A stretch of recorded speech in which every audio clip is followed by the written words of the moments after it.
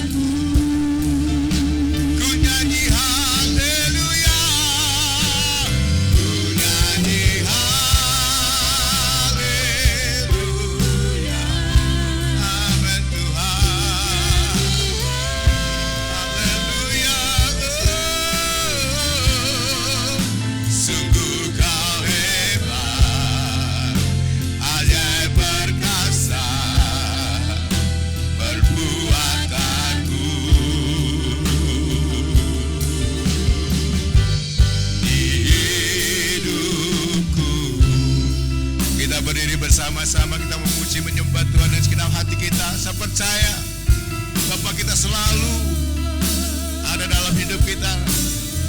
Amin, haleluya Tuhan. Bapakku datang, ku menyembahmu Tuhan, menyembahmu di sini. Percaya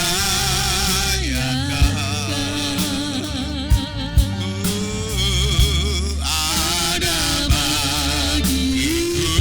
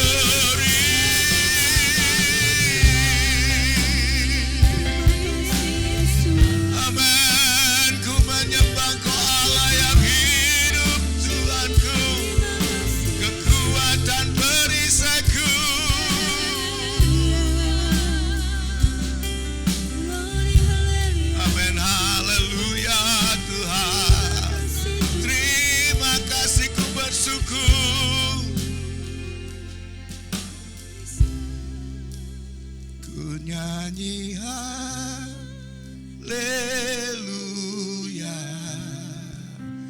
ku nyanyi haleluya. Sungguh kau hebat, ajaib perkasa, perbuatanmu. Ku nyanyi haleluya. Sekali lagi katakan sama Tuhan haleluya. Nyanyi haleluya, sembahmu Tuhan. Haleluya, haleluya. Sungguh kau hebat, ajaib perkasa, perbuatanmu. Ku nyanyi haleluya. Ku nyanyi haleluya. Ku nyanyi haleluya. Sungguh kau hebat, ajaib perkasa, perbuatanmu. Di hidupku, haleluya. Puji namamu Tuhan.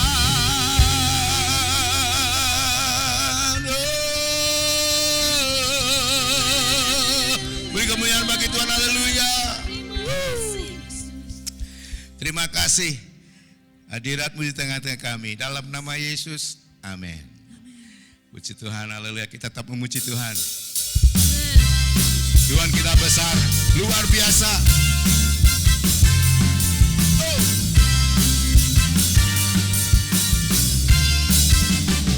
Amin.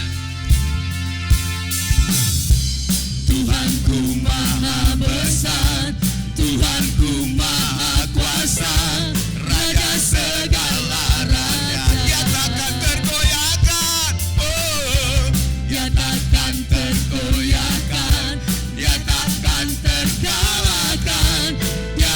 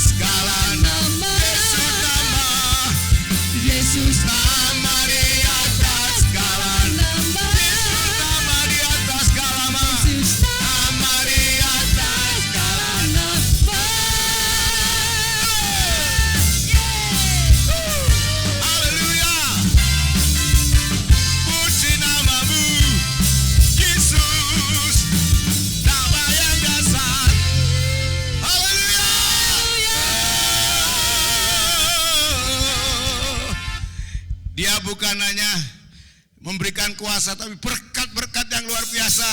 Amin. Dilimpahkan kepada kita. Keamanan, perlindungannya, pemeliharaannya bagi kita. Kasih setiamu Tuhan luar biasa. Kasih setiamu nyata bagiku. Hikmat kebajikan tersedia bagiku. Bapalah sanggup limpahkan segalanya, dan anugerahnya sangat besar bagiku. Aku diberkati, aku dilimpahi, karena Allah sanggup untuk mengerjakan. Aku diberkati, aku dilimpahi, atas anugerah Tuhan bagiku. Biarlah berkat Tuhan tetap mengalir dalam hidup kita. Kasih-Nya, haleluya, anugerahnya. Kasih setiamu besar bagiku. Hikmat kebajikan tersedia bagiku. Allah sanggup limpahkan segalanya, dan anugerahnya sangat besar bagiku. Aku diberkati, aku dilimpahi, karena Allah sanggup untuk mengerjakan. Aku diberkati, aku dilimpahi, atas anugerah Tuhan bagiku. Haleluya.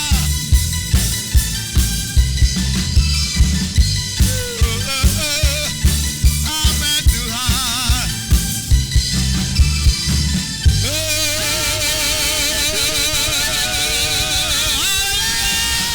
Puji Tuhan. Kita akan mendengarkan firman Tuhan.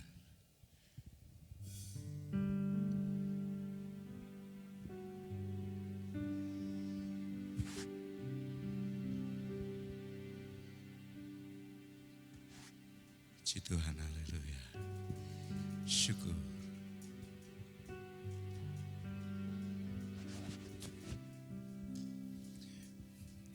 Shalom Bapak Ibu Saudara yang dikasihi oleh Tuhan. Mari kita tunduk kepala, kita akan berdoa kepada Tuhan. Bapak di surga, kami mengucap syukur karena kesempatan yang terindah dalam hidup kami untuk kami mendengarkan, yaitu firman-Mu yang menopang seluruh muka bumi ini. Firman-Mu yang memberikan kami nafas hidup sehingga kami bisa hidup sampai hari ini. Tuhan, sendengkanlah telinga kami dan bukalah pikiran kami, dan Engkau menyingkapkan di roh kami sehingga firman-Mu benar-benar masuk di dalam lubuk hati kami dan menjadi kenyataan, yaitu kami mempunyai kuasa yang Engkau berikan kepada kami untuk kami melakukan firman-Mu, mengubahkan hidup kami dan menjadikan kami pemenang-pemenang.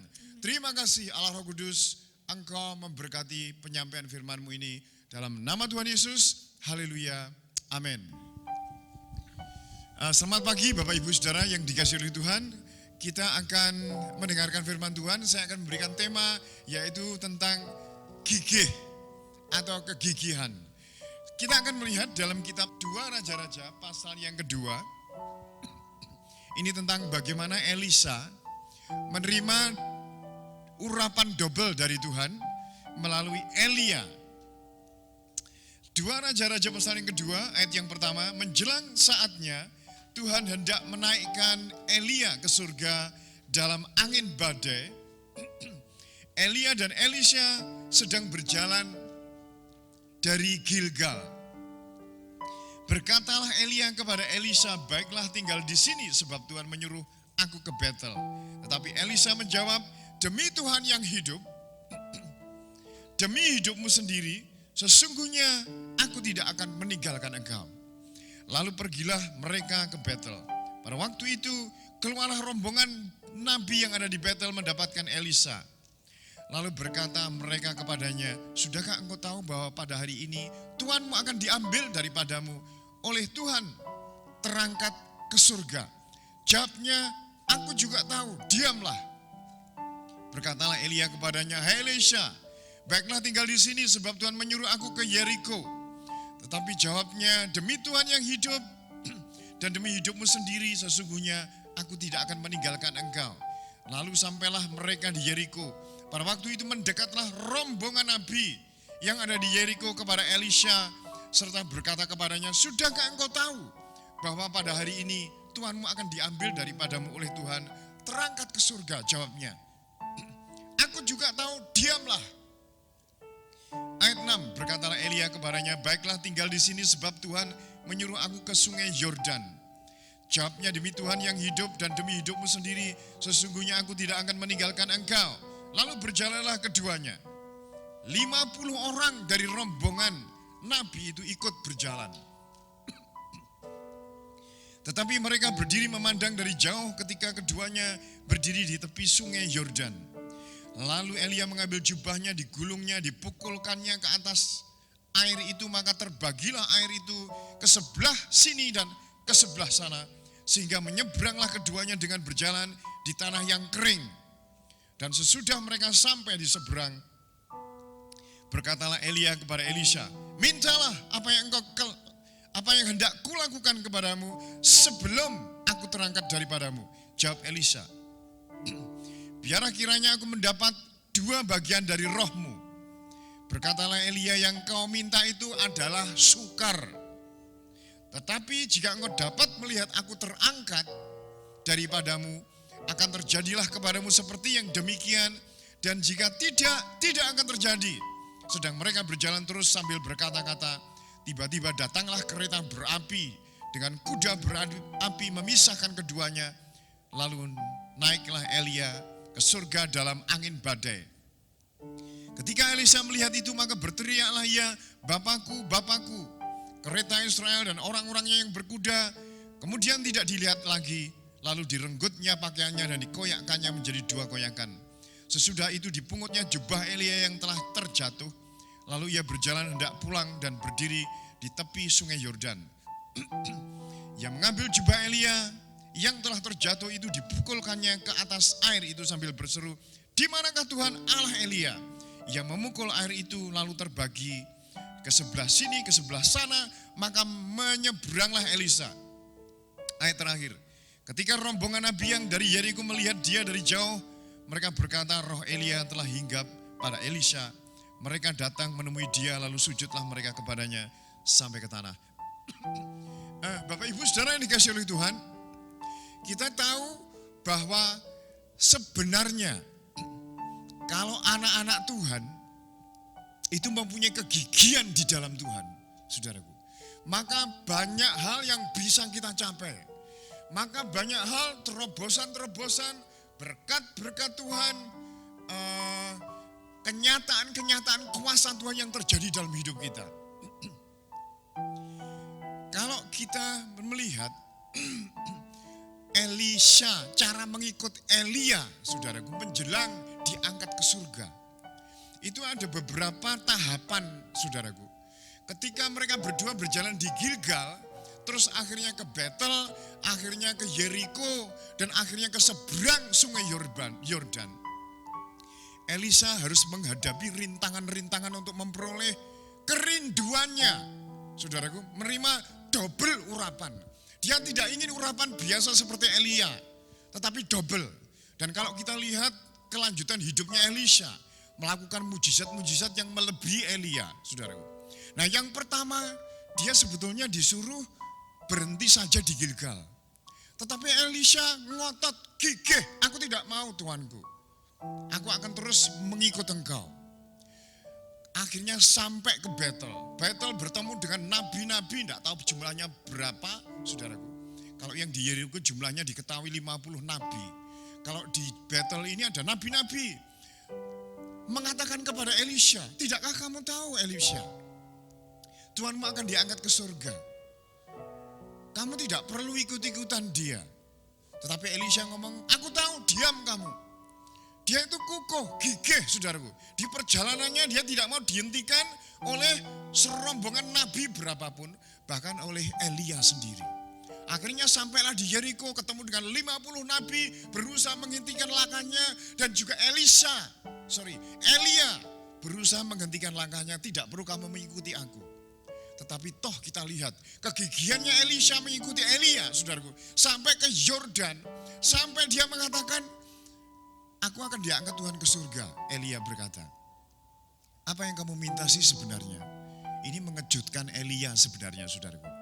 Elisha muridnya ini meminta sesuatu yang sukar. Elia sendiri ngomong sukar, yaitu double porsi. Saudara yang dikasih oleh Tuhan, kita ini banyak hal di dalam hidup kita yang kita inginkan, kita rindukan, khususnya yang berkenaan dengan hubungan kita dengan Tuhan, atau berkat-berkat untuk menopang pelayanan pekerjaan Tuhan. Saudaraku, banyak hal sebenarnya nggak mungkin dan bisa menjadi mungkin ketika kita gigih untuk kita mencarinya, memperjuangkannya. Kita berdoa dengan tekun, dengan rajin, saudaraku, dengan roh yang berapi-api. Terobosan-terobosan akan terlihat. Di dalam kitab Amsal pasal 2 ayat yang keempat dikatakan, jikalau engkau mencarinya seperti mencari perak dan mengejarnya seperti mengejar harta terpendam, engkau akan memperoleh pengertian tentang takut akan Tuhan. Dan engkau akan mendapat pengenalan akan Allah. Hal-hal yang mengenai dari Tuhan, hikmatnya, kebenarannya, rasa takut akan Tuhan, hal-hal yang surgawi, saudaraku. Itu harus dicari seperti orang mencari perak dan mengejarnya seperti mengejar harta terpendam. Jikalau saja anak-anak Tuhan, kita semuanya mencari kerajaan Allah, mencari kebenarannya, mencari hubungan dengan Tuhan seperti mencari perak, saudaraku, atau emas, atau harta terpendam berupa harta karun, saudaraku, atau emas, atau berlian, atau minyak yang letaknya itu biasanya di bawah air dan carinya itu sulit. Kalau engkau mencarinya seperti mencari perak dan mengejarnya seperti mengejar harta terpendam, itu mencari perak dan mengejar harta terpendam itu susah, sulit sekali, saudaraku. Itu lawannya banyak. Kadang-kadang kalau sudah ditemukan, saudaraku, ada pertempuran antar suku, antar bangsa karena minyak, karena harta terpendam ini, saudaraku. Karena memang sulit. Kalau saudara cari batu, nggak perlu repot-repot karena harganya murah. Paling-paling kalau dihargai ya 1 truk baru mungkin ada harganya, saudaraku. Tetapi mencari berlian, mencari mutiara, mencari emas, mencari perak, mencari tambang-tambang harus dengan gigih, saudara, karena letaknya di dalam sekali. Begitu. Nah, kalau saja anak-anak Tuhan, kita semua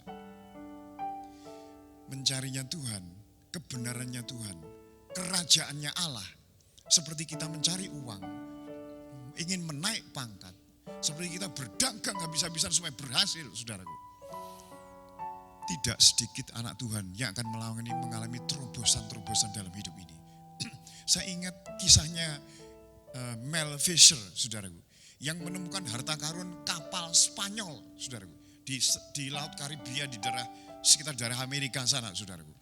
Itu yang hancur dan tenggelam di laut sekitar tahun 1622. Nah, anak orang yang namanya Mel Fisher itu seorang peternak ayam mendengar selentang-selenting tentang tenggelamnya kapal yang menurut konon ceritanya itu mengangkut ribuan keping emas dan perak dan harta karun yang tiada taranya harganya, saudaraku. Akhirnya timbul pikiran, dia mengejarnya. Maka terjadilah pengejaran habis-habisan dari yang namanya Mel Fisher itu tahun 70 atau 80-an saya lupa, saudaraku. Itu sampai dia menjual rumahnya, menjual hartanya untuk dia mengarungi samudera selama kurang lebih 13 tahun. Menyelam sana, menyelam sini. Kapalnya rusak, dibawa lagi, cari investor yang meragukan. Orang-orang mikir dia ini gila. Wah, kapal itu hanya dongeng saja. Tidak ada yang namanya kapal Atoka itu. saudaraku. Tapi dia tidak percaya. Dia mempercayai, menyelidiki sejarah dan beberapa kisah-kisahnya tenggelamnya harta karun dengan kapal itu, saudaraku. Akhirnya dengan kegigihan dia lewati gelora gelombang laut tiap hari, tiap minggu, tiap bulan selama 13 tahun lebih. Sampai anaknya dan menantunya meninggal ikut mencari harta karun itu, saudaraku. Karena gelombang besar, kapalnya yang ditumpangi anaknya itu pecah sehingga dia meninggal dunia yang menyedihkan dia. Tapi ini pun tidak membuat dia mencari harta karun dengan lebih gigih lagi. Dan singkat ceritanya, akhirnya dia menemukan ribuan, saudaraku, tumpuan keping emas dan perak dan juga benda-benda harta-harta karun. Akhirnya dia menjadi miliuner. Tapi ini bukan sesuatu yang dikerjakan dengan mendadak, saudaraku. Dengan gigih, dengan halangan, dengan rintangan yang begitu banyak. Elisha melamar rintangan dengan Elia yang melarang dia mengikuti dia. Dengan nabi-nabi yang banyak di Betel, nabi-nabi yang banyak di Yeriko. Adakah langkah, saudaraku, langkahmu dalam hidup ini terhenti hanya karena sakit hati? Terhenti hanya karena engkau tidak dianggap di dalam pelayanan. Terhenti hanya ada seseorang yang iri kepadamu, sehingga engkau sakit hati dan meninggalkan begitu saja. Banyak pelayanan-pelayanan yang ditinggalkan begitu saja, yang padahal sebetulnya ada terobosan di dalamnya. Banyak usaha-usaha anak Tuhan yang gagal, begitu saja dibiarkan karena kurang kegigihan di dalam bekerja. Katanya Thomas Edison, penemu macam-macam penemuan yang luar biasa, saudaraku. Itu keberhasilan hanya terdiri dari satu kemampuan, satu talenta, satu pendidikan aja, dan 99% usaha yang pantang menyerah. Betapapun seseorang mempunyai modal, kemampuan, pendidikan, tapi tidak mempunyai kegigihan dalam hidupnya, tidak akan mungkin mencapai keberhasilan. Jadi kita sebagai anak-anak Tuhan harus melibatkan kegigihan jika engkau ingin mengubah pekerjaanmu. Kalau engkau ingin mengubah income hidupmu, tidak ada di dunia ini sesuatu yang gampang dirubah kecuali dengan kegigihan seseorang. Nah, karena sesuatu yang terus-menerus dikerjakan dengan kegigihan dan tanpa henti itu akhirnya menghasilkan sesuatu dalam hidupnya. Nah, Tuhan Yesus juga berkata dalam kitab Wahyu pasal 3 ayat 15. Tuhan Yesus mengatakan, aku tahu segala pekerjaanmu. Engkau tidak dingin dan tidak panas. Alangkah baiknya jika engkau dingin atau panas. Karena engkau suam-suam kuku dan tidak dingin dan tidak panas, aku memuntahkan kamu dari mulutku. Saudaraku, demikian juga kerajaan Allah. Ya, mendengar suara Tuhan, ketemu dengan Tuhan Yesus, merasakan suasana surgawi, atau ada juga yang merasakan surga itu turun. Itu sesuatu yang dalam, yang tersembunyi, saudaraku. Gak bisa orang mendapatkannya kecuali anugerah Tuhan. Jadi dalam hidup kerohanian kita, itu ada dua hal ya saudara. Yang satu karena anugerah Tuhan. Tahu-tahu orang Tuhan menyatakan dirinya begitu saja kepada orang berdosa. Padahal kita yang sudah lama mencari gak dapat-dapat juga, saudaraku. Itu anugerah. Tapi Tuhan juga menyatakan diri lewat orang yang mencari. Itu sebabnya dalam Alkitab selalu dikatakan, carilah dulu kerajaan Allah dan kebenarannya. Ketuk dan carilah kamu akan mendapat. Itu selalu begitu, saudaraku. Apalagi Tuhan Yesus pernah mengatakan suatu perumpamaan tentang janda yang meminta-minta masalahnya diselesaikan oleh seorang hakim, saudaraku. Tuhan Yesus ngomong hakimnya itu hakim lalim, tidak menghormati Allah, tidak takut akan Allah, tidak menghormati manusia. Itu hakimnya dipatok di situ, hakim yang kejam, dingin, TS, saudara. Mungkin termasuk hakim yang kejam. Tapi janda ini mempunyai masalah. Nah, janda ini melawan monster ini, saudaraku. Akhirnya bisa menang. Masalahnya diselesaikan karena apa, saudaraku? Karena dia gigih memperjuangkan perkaranya ke hakim ini. Jadi walau hakim ini orangnya sadis mungkin, kayak monster, orangnya kejam dan tidak menghormati siapapun, apalagi orang seperti janda. Janda ini tidak mempunyai pengacara, dia tidak mempunyai relasi di pengadilan untuk membenarkan masalahnya, saudaraku. Dia tidak mempunyai orang atau tidak mempunyai uang untuk menyuap juga. Tetapi dia akhirnya bisa masalahnya diselesaikan, saudaraku. Dan akhirnya hakim ini risih lihat. Karena dia selalu mendatangi, saudaraku. Tidak tahu mungkin di kantornya, di pengadilan, di rumahnya didatangi. Pada waktu dia mungkin pergi ke suatu tempat didatangi. Sampai dia merengek-rengek. Sampai dia mungkin ya sudah kesel hakim ini, saudaraku. Mungkin marah-marah, dipisui mungkin juga. Karena hakimnya hakim lalim, tidak takut akan Allah. Tetapi karena kegigihannya ini, saudaraku, itu sebabnya dikatakan, tidakkah Allah akan membenarkan orang-orangnya yang siang dan malam berseru-seru kepada dia? Maka Tuhan akan segera membenarkannya. Saudaraku, apakah apa saja pergumulan saudara? Kalau engkau tidak gigih, engkau tidak bisa menerima sesuatu. Jadi saudaraku, saya juga masih ingat firman Tuhan yang mengatakan dalam Amsal pasal 8 ayat 17. Aku mengasihi orang yang mengasihi aku, dan orang yang tekun mencari aku akan mendapatkan daku. Firman Tuhan berkata demikian. Saudaraku, sebab Tuhan akan mengenal orang-orang yang gigih, yang sungguh-sungguh, yang serius mencari Dia. Ibrani pasal 11 ayat 6. Satu ayat lagi ini, saudaraku, Ibrani pasal 11 ayat 6. Di sini dikatakan,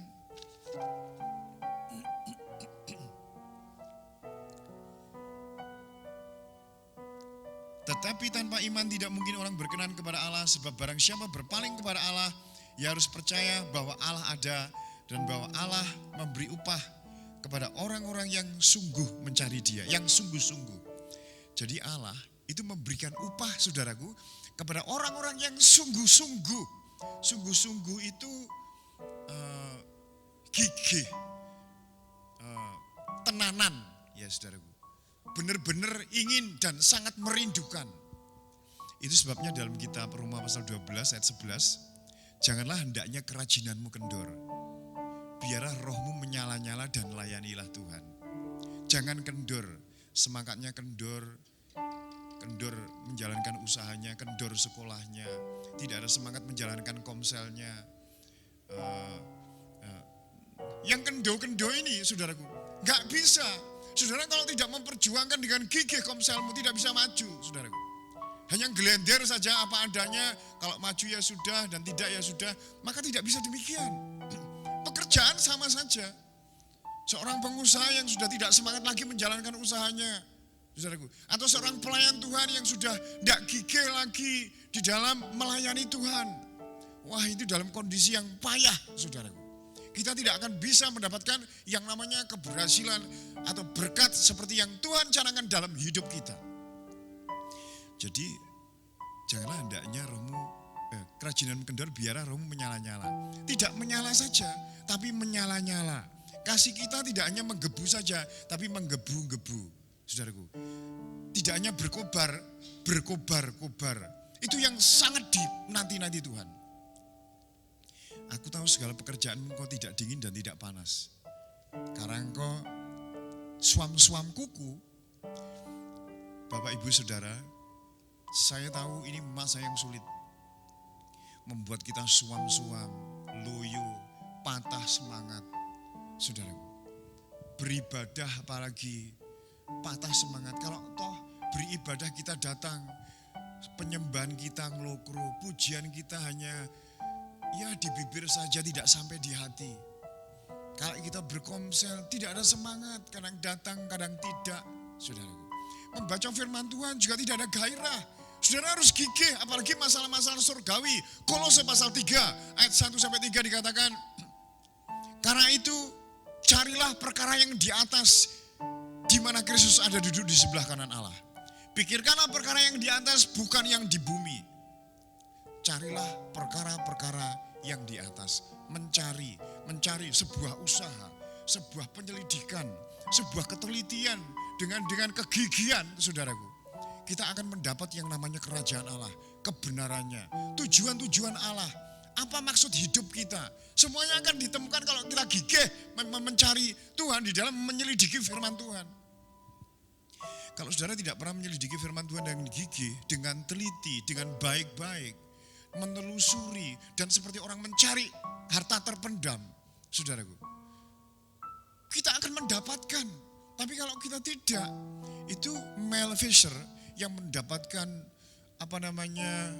harta karun sampai dia mempunyai museum di sana di Amerika, tidak tahu di Louisiana atau di mana itu, saudaraku, itu mengagumkan, akhirnya menjadi ikon pemburu harta yang legendaris di muka bumi ini, Mel Fisher. Tetapi perjuangannya, kegigihannya, itu yang bisa kita tiru. Karena itu ada di dalam Alkitab, saudaraku.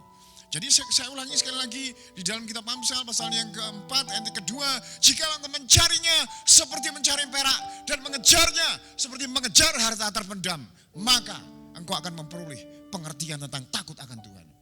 Takut akan Tuhan ya harus begitu loh, saudara, mencarinya. Gak sembarang-sembarang. Sehingga kita menghadap Tuhan, bagaimana posisinya, bagaimana hormati kita kepada Tuhan. Saudara, ditemukan ketika kita menyelidiki, meneliti, mempelajarinya. Memang memakan waktu, tapi hasilnya dahsyat dan luar biasa. Jadi Bapak Ibu Saudara yang dikasihi oleh Tuhan, di dunia ini, barang-barang yang baik, yang berharga, atau hal-hal surgawi yang dalam dan sangat mulia, saudaraku, itu tidak bisa digapai atau dicapai dengan suam-suam kuku. Pasti harus dengan kegigihan. Di Alkitab banyak contoh-contoh orang yang menemukan mujizat-mujizat kesembuhan dengan kegigihan, karena Tuhan suka yang seperti itu. Tuhan tidak suka orang yang suam-suam, saudaraku, yang tidak dingin, tidak panas. Iblis itu bisa dikalahkan juga dengan kegigihan. Iblis itu benci dengan orang gigih. Karena kalau kita gigih, kita pasti menang, saudaraku. Dan iblis pasti kalah. Kegigihan di dalam kita melawan kebiasaan-kebiasaan yang buruk atau dosa-dosa yang begitu melekat, yang lama melekat dalam hidup kita. Kalau kita memerangi dengan gigih, kita bersatu dengan Roh Kudus, kita akan bisa mengalahkan ikatan-ikatan, beban-beban hidup dalam hidup kita. Sehingga kita bisa merdeka, saudaraku, dan bisa melayani Tuhan dengan baik.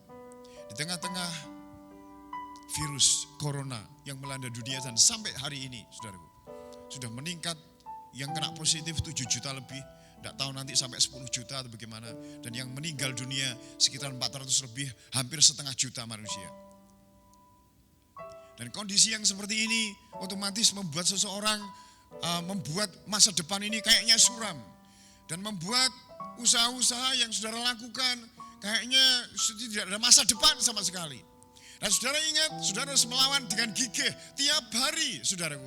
Engkau berjalan dengan firman Tuhan, dengan tuntunan Roh Kudus, bahwa Tuhan mempunyai rancangan-rancangan dalam hidup kita.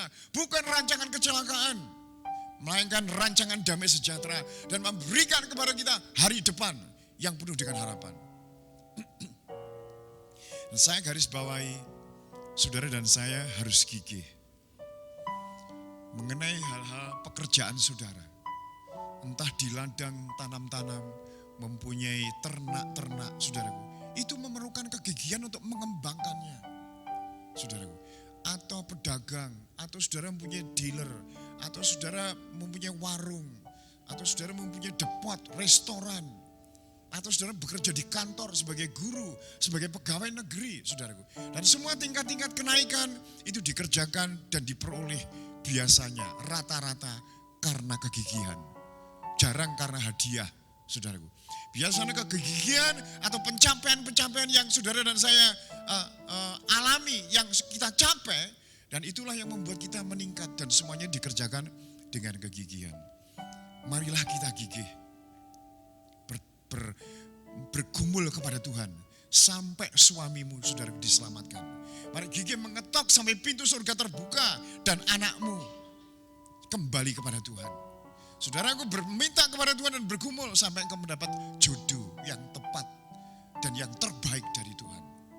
Saudaraku, mari kita berjuang dan kita gigih berdoa sampai komsel saudara berkembang. Sampai kita menemukan Tuhan, sampai kita mendapatkan clear-nya visi yang Tuhan berikan kepada saudara dan saya. Saya kira demikian Bapak Ibu Saudara, saya harap ini tema firman Tuhan tentang gigih membuat saudara bangkit, membuat saudara bangun dan mengatakan kepada diri sendiri, hai jiwaku bangunlah, hai jiwaku bangkitlah. Biarlah terang Tuhan bercahaya atas kita semua.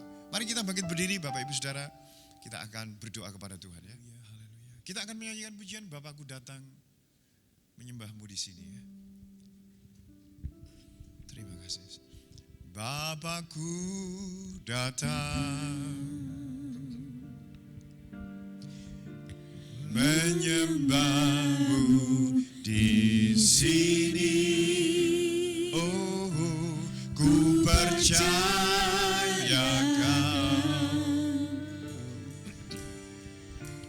ada bagiku, Jesus.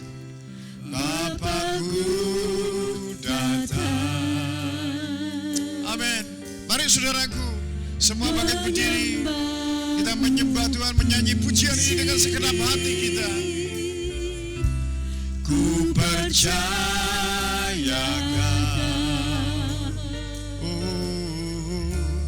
ada bagiku. Tak usah ku takut, sebab Engkau menyertai kami Tuhan. Tak usah ku bimbang di dalamku, tak usah ku lemas di hiburku. Saat ku lemah, kuatku, haleluya. Ku nyanyi haleluya. Ku nyanyi haleluya.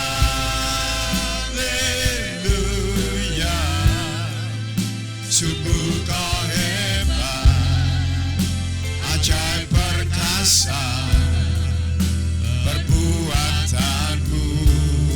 Ku nyanyi haleluya. Angkat tanganmu saudara semua.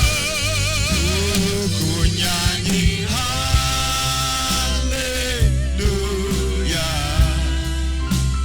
Ku nyanyi haleluya.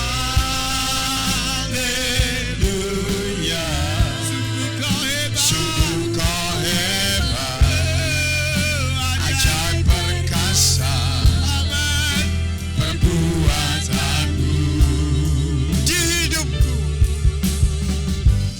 di hidupku.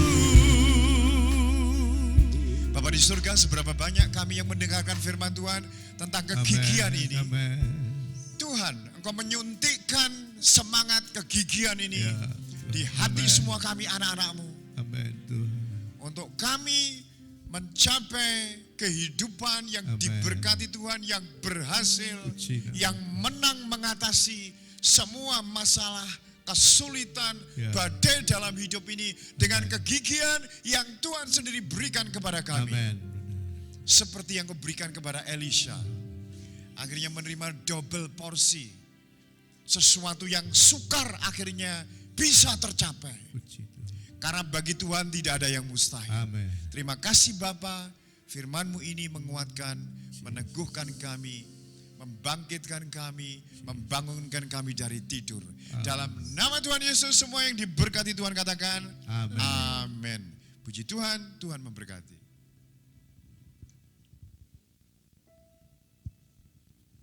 Puji nama Tuhan, Bapak Ibu, kita diberkati firman Tuhan. Kita akan memberikan persembahan di rumah kita masing-masing.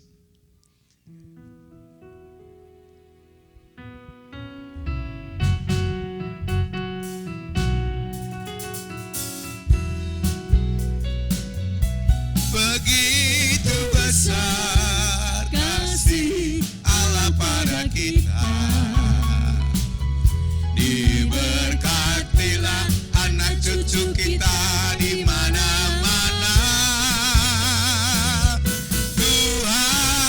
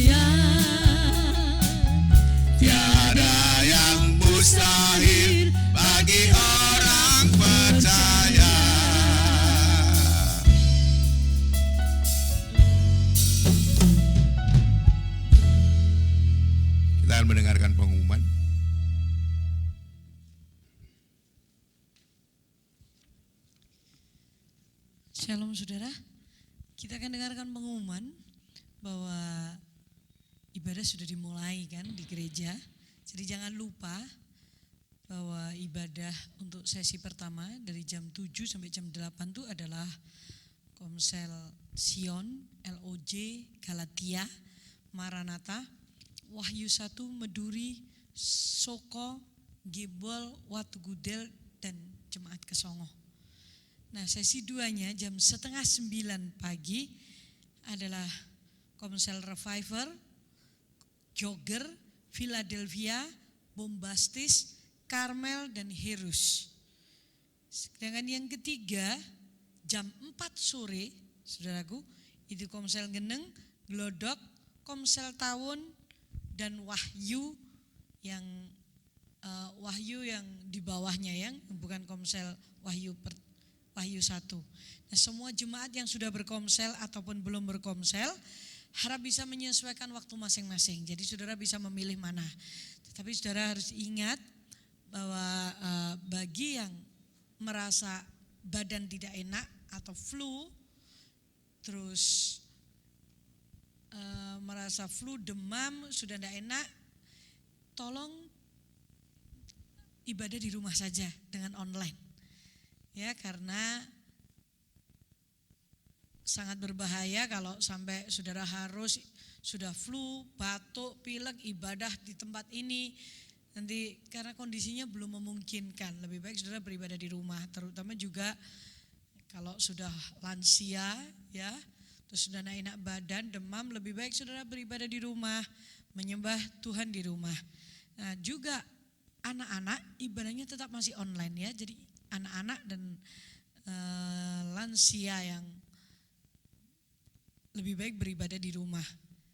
Saudaraku, komsel seperti biasa, ada yang sudah mereka bertemu, ada yang tetap komsel online. Jadi masing-masing menurut kebijaksanaannya. Karena kita memang belum dibuka bebas sih ya untuk kumpul-kumpul. Jadi masih ada batas-batasnya. Doa pagi, Selasa dan Rabu pagi tetap ada di gereja jam 5 pagi. Sabtu itu adalah puasa bersama ya. Jangan lupa bahwa kita setiap Sabtu kita puasa tetap. Dan saya percaya banyak hal yang akan dikerjakan Tuhan dalam hidup kita. Dan bagi yang ibadah di gereja, tolong semua selama ibadah juga memakai masker, kecuali para petugas pelayan yang ada di mimbar tidak bisa memakai maskernya karena memuji Tuhan. Jadi saya percaya bahwa saudara akan bersemangat dan nama Tuhan akan dipermuliakan. Nah, saudara, mari kita bangkit berdiri bersama-sama bahwa satu pengumuman lagi, Herus sudah mulai ibadah ya hari Sabtu itu di Aula Peniel. Tentu dengan protokol kesehatan juga. Mari kita beri bersama, kita akan tutup doa. Bapa di surga, kami tengadahkan tangan kami kepadamu. Sungguh kami bersyukur Tuhan, kami mempunyai Tuhan yang hidup. Kau berikan kepada kami firman-Mu yang hidup Bapa. Sehingga ketika kami mendengar firman-Mu, iman kami dibangkitkan. Mata kami tertuju kepadamu. Karena Engkau adalah Tuhan yang selalu menggenapi janji-Mu. Engkau tidak pernah lalai menggenapi janji ya Tuhan. Pagi hari ini kami bersyukur karena Engkau memberikan kekuatan kepada kami kembali untuk kami tidak pernah menyerah kepada keadaan. Untuk kami terus menerus melakukan sampai waktu yang Tuhan berikan kepada kami. Kami tetap setia, kami tetap mengerjakan bagian kami. Dan kami tahu Tuhan akan melakukan apa yang tidak bisa kami lakukan. Karena memang itu bukan bagian kami. Sekarang Bapa, hamba berdoa bagi setiap umat-Mu yang beribadah pagi hari ini. Kami menengadakan tangan kami mengharapkan berkat-Mu. Kami percaya janji firman-Mu Kau genapi kepada kami. Di dalam nama Yesus Kristus, kekuatan surga mengalir kepada kami semua yang mengikuti ibadah pagi hari ini. Di dalam nama Yesus, diberkati dengan kesehatan, kebahagiaan, kekuatan. Apa saja yang kita perbuat, kita lakukan, kita kerjakan, dibuatnya berhasil. Diberkati keluargamu, diberkati anak-anakmu, diberkati usahamu, dilimpahkan dengan kasih karunia. Kita diberkati untuk menjadi berkat, sehingga nama Tuhan dipermuliakan. Kami juga berdoa bagi bangsa dan negara kami. Tuhan tolonglah di masa-masa yang new normal life ini, Tuhan memberikan hikmat kepada para pejabat. Dari Bapak Presiden sampai Bapak RT. Tuhan berikan hikmat, kekuatan, kesehatan. Sehingga Tuhan bisa mengatur negara ini dengan bijak. Kami berdoa bagi Kota Ngawi. Kami memberkati Kota Ngawi ini dengan kasih setia Tuhan. Tuhan, kiranya melalui hal-hal yang terjadi ini akan ada banyak jiwa berbalik kepadamu. Mencari Engkau. Karena memang hanya Engkau saja yang bisa menjadi perlindungan kami. Di dalam nama Yesus Kristus kami bersyukur pagi hari ini. El Shaddai,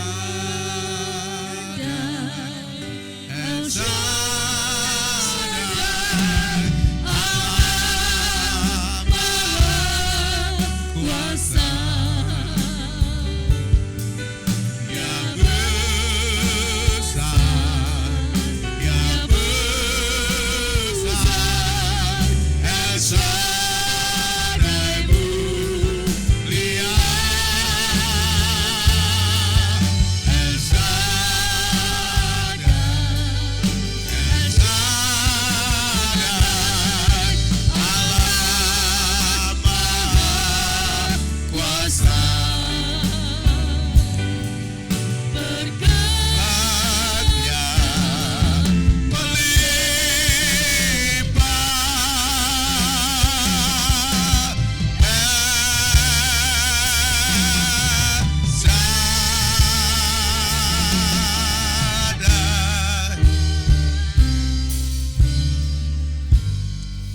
Terima kasih dalam nama Yesus. Amin.